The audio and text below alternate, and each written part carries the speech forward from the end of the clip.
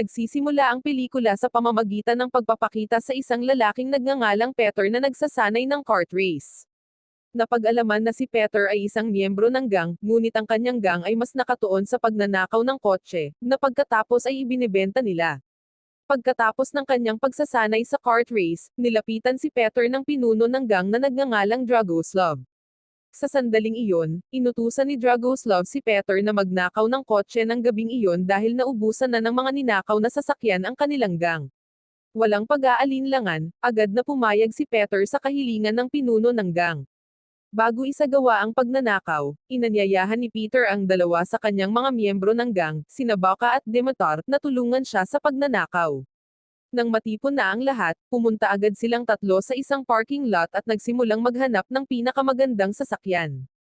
Matapos maghanap sa paligid ng parking lot, nahanap ni Peter ang pinakamahal na sasakyan, kaya agad na pumasok ang tatlo dito. Sa sandaling matagumpay na makuha ang kotse, pinaandar ni na Peter at Baka ang kotse habang sinusundan sila ni Dimitar mula sa likuran gamit ang dating kotse ni Peter. Sa kasamaang palad, sa panahon ng pagmamaneho, ang ninakaw na kotse ay mayroong napaka-advance na teknolohiya na biglang nagiging sanhi ng pagtakbo nito ng pabaligtad.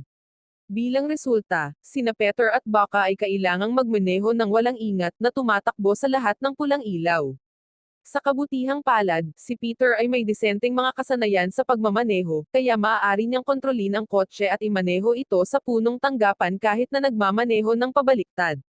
Pagdating, nagreklamo sina Baka at Dimitar kay Peter dahil ang pagnanakaw ng kotse na iyon ay halos malagay sa panganib ang kanilang buhay, ngunit tiniyak ni Peter na ang kotse ay may napakataas na halaga, kaya tiyak na matutuwa si Dragoslav. Kinabukasan, ipinakita ang isang car dealer na nagtuturo sa kanyang anak na maghatid ng vintage Mercedes sa pinakamakapangyarihang mafia boss sa Serbia. Ang anak ng dealer ng kotse ay si Stuper, at agad niyang kinuha ang kotse. Lumipat ang eksena upang ipakita si Peter na nakikipagtalo sa kanyang kasintahang si Sofia.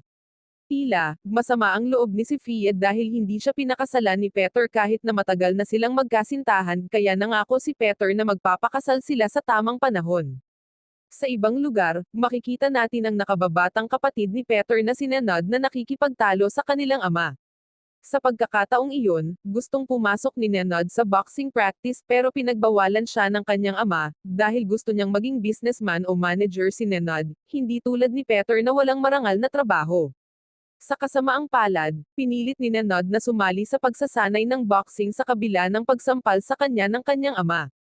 Hindi nagtagal, dumating si Peter sa bahay at nakita ang kanyang ama na nahihirapang bitbitin ang kanyang mga gamit. Gayunpaman, pinili ni Peter na pumasok sa loob at makipagkita sa kanyang ina kaysa tulungan siya. Ito ay nagsiwalat na ang relasyon ni Peter sa kanyang ama ay medyo malayo, dahil ang kanyang ama ay isinasaalang-alang si Peter bilang isang nabigong anak at sa gayon ay lubos na ayaw sa kanya, habang ang ina ni Peter ay mukhang mahal na mahal si Peter. Sa kabilang banda, makikita natin ang pinakamakapangyarihang mafia boss sa Serbia, na nagngangalang Johnny.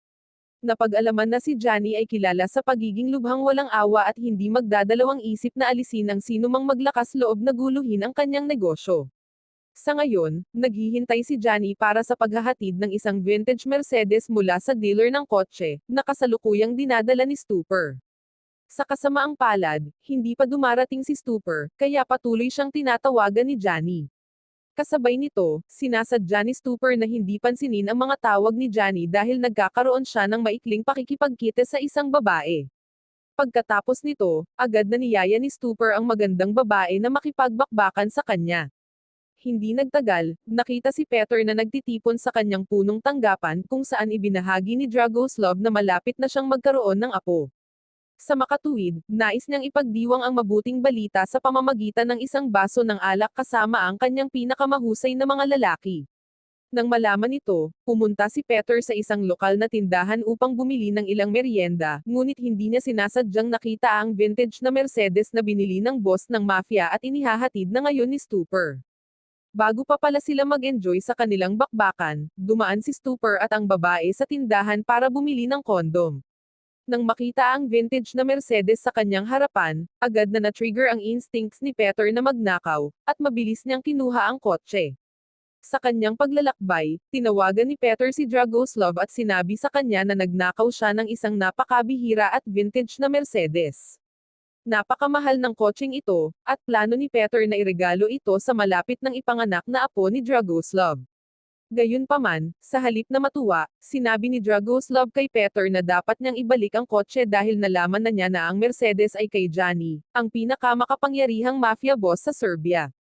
Sa kasamaang palad, si Peter, na dumaan sa problema ng pagnanakaw ng kotse, ay tumanggi at agad na itinago ang kotse sa isang ligtas na lokasyon.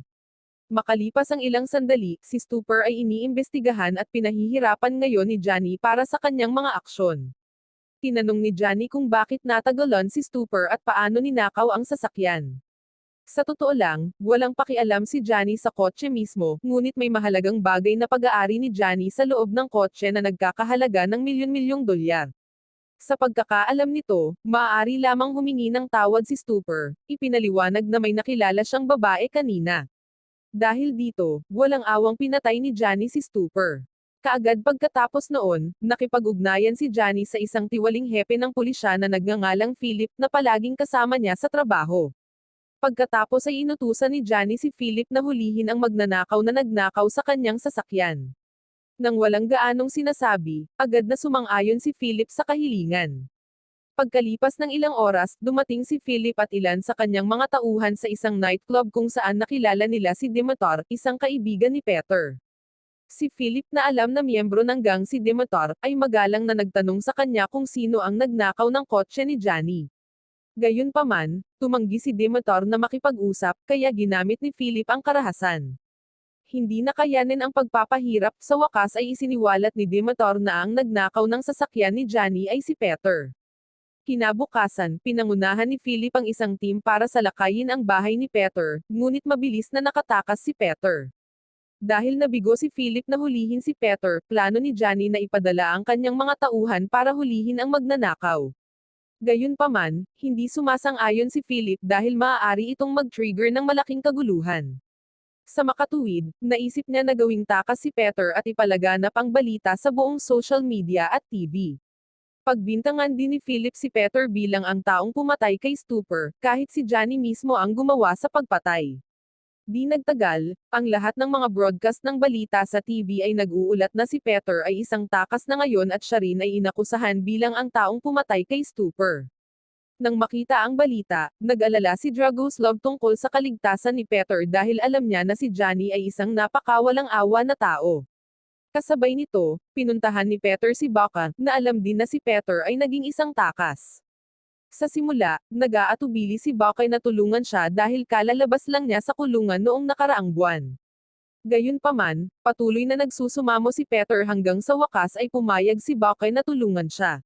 Samantala, ipinakita si Johnny na nakikipagkita kay Dragoslav. Sa sandaling iyon, napag-alaman na dati silang magkaibigan, ngunit naging magulo ang kanilang relasyon nang maging boss ng mafia si Johnny. Sa kanilang pagpupulong, hiniling ni Johnny na tanggapin ni Dragoslav ang responsibilidad sa pamamagitan ng pagbabalik ng kanyang sasakyan at ibigay si Peter sa kanya. Gayunpaman, si Dragoslav ay nanumpa sa kanyang dating kaibigan na ang lahat ng ito ay lampas na sa kanyang kontrol. Sa una, sinubukan ni Dragoslav na kumbinsihin si Peter na ibalik ang kotse, ngunit nanatiling matigas ang ulo ni Peter at umalis sa kanyang lugar. Nang marinig ito, tumanggi si Johnny na makinig sa anumang mga dahilan at agad na nagbanta na papatayin ang buong pamilya ni Dragoslav kung hindi niya ibibigay si Peter kasama ang kotse. Dahil sa ayaw niyang mabiktima ang kanyang pamilya, walang pagpipilian si Dragoslav kundi sumang-ayon sa mga kahilingan ni Johnny. Hindi nagtagal, pumunta si Dragoslav sa hideout ni Peter, ngunit walang tao dahil umalis na si Peter kasama si Baka. Bilang resulta, sinubukan ni Dragoslav na magpadala ng mensahe at tawagan siya. Sa kasamaang palad, hindi pinapansin ni Peter ang mga tawag. Bumisita pala sina Peter at Baka sa bahay ni Dimitar para itanong kung sino ang nag-report sa pulis tungkol sa pagnanakaw. Sa kasamaang palad, si Dimitar ay nagkunwaring walang alam kahit na siya ang nagsabi ng lahat. Pagkatapos nito, binyantaan ni Peter si Dimitar gamit ang kanyang baril, ngunit tumanggi pa rin si Dimitar na magsalita ng totoo. Sa huli, nagpa siya sina Peter at Bakay na umalis pagkatapos na hindi makakuha ng anumang impormasyon. Di nagtagal pagkatapos nito, binisita ni na Peter at Bucky si Nenad na nagsasanay ng boxing. Pagkatapos ay hiniling ni Peter kay Nenad na imaneho ang ninakaw na Mercedes habang siya at si Bucky ay magmamaneho ng isa pang kotse. Ginawa ito ni Peter para linlangin ang mga pulis na naghahanap sa kanya. Lingid sa kanyang kaalaman, inaabangan na sila sa labas ng ilang tauhan ni Johnny na nauwi sa habulan. Maya-maya, nakatakas sina Peter, Bucky, at Nenad sa mga tauhan ni Johnny. Pagdating sa hideout, pinauwi ni Peter si Nenad dahil hindi ligtas para sa kanya ang lugar na ito. Noong una, tumanggi si Nenad dahil gusto nitong manatili sa kanya, ngunit iginiit ni Peter, na ayaw idamay ang kanyang nakababatang kapatid, na kailangan niyang umalis. Makalipas ang 30 minuto, hinalugog ni na Peter at Bucky ang ninakaw na Mercedes. Sa sandaling iyon, laking gulat nila nang makitang naglalaman ang Mercedes ng ilang kilo ng mga ilegal na droga na pag-aari ni Johnny. Dahil dito, sa wakas ay napagtanto ni Peter kung bakit ginawa ni Johnny na i-deploy ang lahat ng kanyang puwersa at mga pulis dahil hindi ang kotse ang kanyang hinahabol kundi ang mga ilegal na droga sa loob.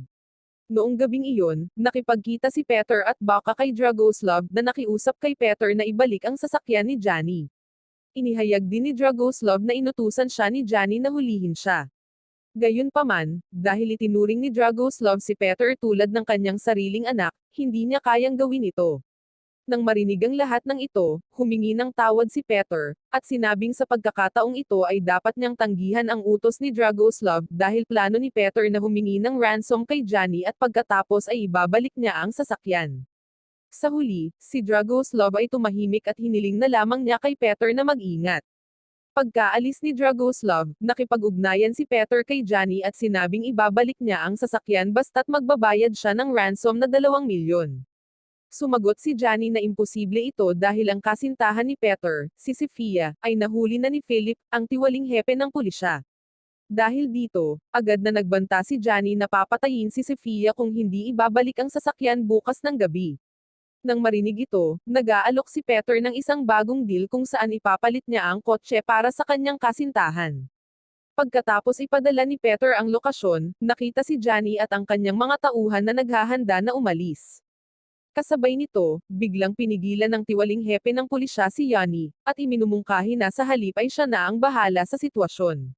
Sa pagkakataong ito, tumanggi si Johnny, dahil paulit-ulit nang nabigo si Philip na mahuli si Peter nitong mga nakaraang araw. Sa kalaunan, mas pinagkakatiwalaan ni Johnny ang kanyang mga tauhan kaysa sa isang tiwaling pulis tulad ni Philip. Pagkaalis ni Johnny, si Philip na nasaktan sa kanyang mga salita, ay nagpa siya na lapitan si Dragoslav at nagmungkahi na magtulungan sila upang pabagsakin si Johnny.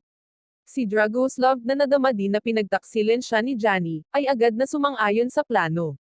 Kinabukasan, nasa meeting location na sina Peter at Bucky kasama si Johnny. Gayunpaman, hindi nagpakita si Johnny at sa halip ay ipinadala ang kanyang kanang kamay na si Miloš kasama ang ilan sa kanyang mga tauhan. Nang makita sila, hiniling ni Peter na palayain nila ang kanyang kasintahan bago niya ibalik ang sasakyan. Sa kasamaang palad, tumanggi si Miloš na humantong sa isang shootout. Dahil sa dami, nagpa siya sina Peter at Bucky na tumakas habang dinadala ang ninakaw na sasakyan. Sa kasamaang palad, nabaril si Bucky, at mabilis na dinala siya ni Peter sa ospital.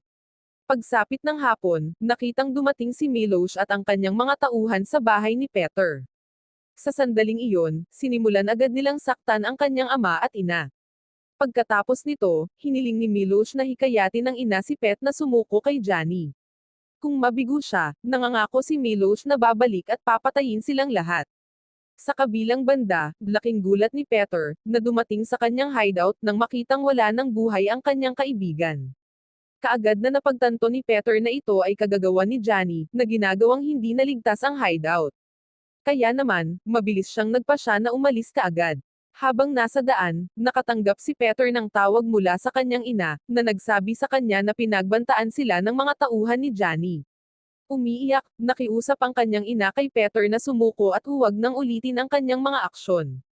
Nang marinig ang takot ng kanyang ina, ipinangako ni Peter na lutesin ang isyu sa lalong madaling panahon bago tumabi sa gilid ng kalsada para pakalmeyin ang kanyang isip. Di nagtagal, nakatanggap si Peter ng tawag mula kay Philip na nagpahayag na si Sofia ay wala sa kustodiya ni Johnny ngunit aktwal na hawak niya sa istasyon ng pulisya. Ipinaalam din ni Philip kay Peter na ang kanyang kasintahan ay buntis, at kung gusto ni Peter na palayain siya, kailangan niyang makipagkita sa kanya kaagad. Walang sinasabi, nagmamadali si Peter na makipagkita kay Philip sa napagkasunduang lokasyon. Habang nasa daan, magkahalong kaligayahan ang nararamdaman ni Peter dahil alam niyang malapit na siyang maging ama, at malungkot naman siya sa kasalukuyang sitwasyon, dahil nasa banta pa rin ang kanyang pamilya at ang kanyang sarili. Dahil dito, nawalan ng kontrol si Peter at muntik nang mabangga ang kanyang sasakyan. Makalipas ang 30 minuto, papasok na si Philip sa kanyang sasakyan. Pagpasok niya sa loob, naabutan niyang nandoon na si Peter na may hawak na baril na nakatutok sa kanya. Sa sandaling iyon, hiniling ni Peter na palayain kaagad ni Philip ang kanyang kasintahan, ngunit sinisikap muna ni Philip na pakalmayin si Peter, sinabi na siya ay isang kakampi. Nang marinig ito, inutusan ni Peter si Philip na lumabas ng kotse at ipaliwanag ang ibig niyang sabihin. Pagkatapos ay ipinaliwanag ni Philip na nakikipagtulungan siya ngayon kay Dragoslav upang pabagsakin si Johnny. Kung sasamahan sila ni Peter, nangako si Philip na palayain ang kanyang kasintahan, ngunit pagkatapos lamang na matapos ang lahat. Nang walang ibang opsyon, sumang-ayon si Peter na sumali kay Philip. Gayunpaman, kailangan niyang umuwi muna para bigyan ng katiyakan ang kanyang ina at kunin ang kanyang mga armas. Maya-maya, dumating si Peter sa parking lot ng kanyang bahay ngunit piniling huwag pumasok sa loob, sa halip ay nagpapadala siya ng pagbati sa kanyang ina sa pamamagitan ni Nenad. Inutusan din ni Peter si Nenad na dalhin sa kanya ang kanyang mga armas mula sa kanyang silid. Nang ihatid ni Nenad ang mga sandata kay Peter, nahuli sila ng kanilang ama. Gayunpaman, sa pagkakataong ito ay hindi na nagagalit ang kanilang ama. Sa halip, nakiusap siya kay Peter na lutesin ang sitwasyon ng mabilis. Bukod pa rito, humihingi din ng paumanhin ang kanilang ama dahil hindi niya pinakitunguhan ng maayos si Peter. Pagkatapos nito, nagpaalam si Peter habang plano niyang ayusin ang lahat kay Johnny ng gabing iyon. Sa kabilang banda, makikita natin si Johnny na dumadalo sa isang pulong kasama ang iba pang miyembro ng mafia. Bigla siyang nakatanggap ng balita mula sa kanyang mga tauhan na si Peter ay nahuli ni Philip at ngayon ay nasa kanyang punong tanggapan. Nang malaman ito, mabilis na nagtungo si Johnny sa punong tanggapan para harapin si Peter. Lingid sa kaalaman ni Johnny, lahat ito ay bahagi ng isang plano na ginawa ni Peter at Philip para pabagsakin siya. Pagdating, nakita ni Johnny si Peter na nakagapos ang mga kamay, nagkukunwaring humihingi ng tawad. Sa sandaling iyon, mabilis na nagtanong si Johnny kung nasaan ang kanyang Mercedes, kung saan sinagot ni Peter na nakatago ang kotse sa isang tiyak na lokasyon at maaari niyang dalhin si Johnny doon. Sa madaling sabi, hinikayat ni Peter si Johnny at ang kanyang mga tauhan sa lokasyon kung saan nakaimbak ang sasakyan. Kasabay nito, ikinatuwa ni Johnny ang pagbabalik ng kanyang sasakyan dahil naglalaman ito ng ilang kilo ng mga ilegal na produkto. Gayunpaman, nang buksan ni Johnny ang trunk, bigla siyang inatake ng mga tauhan ni Dragoslav at Philip na nagpapahintulot kay Peter na talunin si Johnny at ang lahat ng kanyang mga tauhan. Kinabukasan, binisita ni Peter si Dragoslav upang ipahayag ang kanyang pasasalamat at humingi ng tawad. Si Dragoslav na masaya dahil nagkaroon na siya ng apo, ay pinatawad si Peter. Pagkatapos nito, pumunta si Peter sa istasyon ng pulisya upang makipagkita kay Philip at ayusin ang pagpapalaya sa kanyang kasintahan, na nasa kustodiya pa rin. Pagdating niya, sinabihan siya ni Philip na maaaring palayain niya kaagad si Sofia, ngunit kailangang makulong si Peter ng 3 buwan dahil nakalista na ang kanyang pangalan bilang isang takas. Sa huli, pumayag si Peter na tanggapin ang parusa basta't payagan muna siyang yakapin ang kanyang kasintahan. Pagkatapos ay hiniling ni Peter sa kanyang kasintahan na alaga ang mabuti ang kanilang sanggol, at ipinangako niyang papakasalan siya sa sandaling malaya na siya. Habang umiiyak, sinabi ni Sofia na hihintayin niya si Peter kahit anong mangyari. Wow naman! Doon nagtatapos ang pelikula mga idolo, salamat sa inyong panonood.